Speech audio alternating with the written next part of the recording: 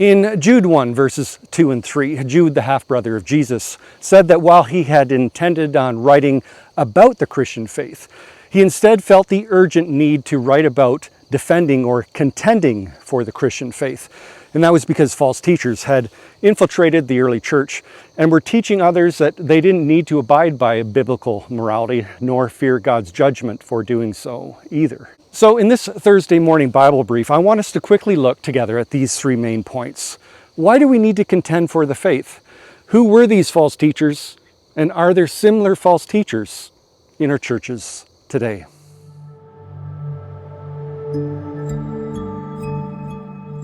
Hi everyone, I'm Mark Leeming and welcome to the Thursday Bible Brief, where the goal of this channel is to provide sound theology in a brief amount of time. And so if that appeals to you, please do consider subscribing and don't forget to hit the notification bell. So point number one, why do we need to contend for the faith? Well, whether we like it or not, the Christian faith is always under attack and always has been.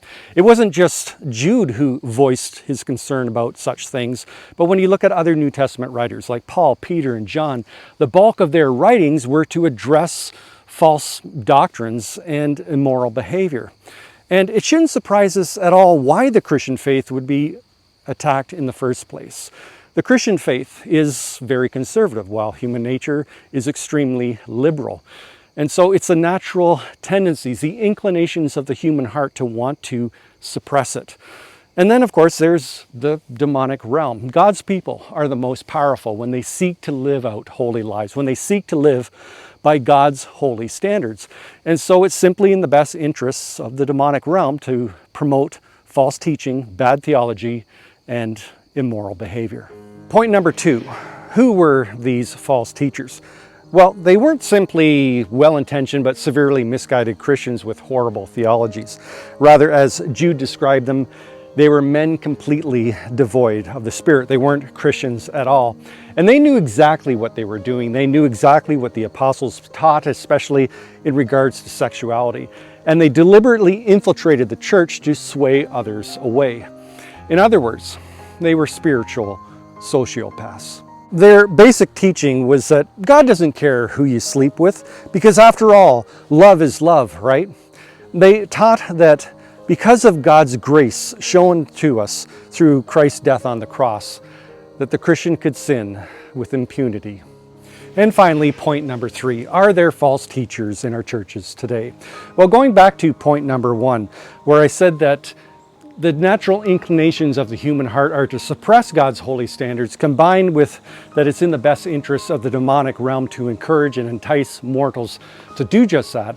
I think it's safe to say that yes, there are false teachers in our churches today.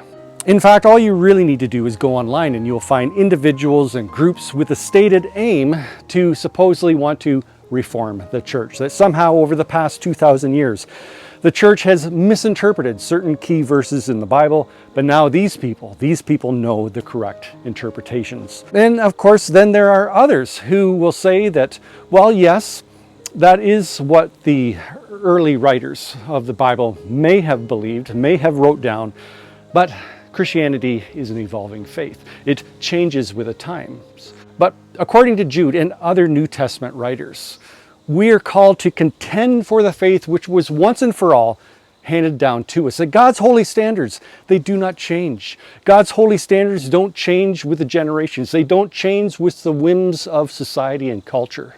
God's holy standards are fixed. God's holy standards never change.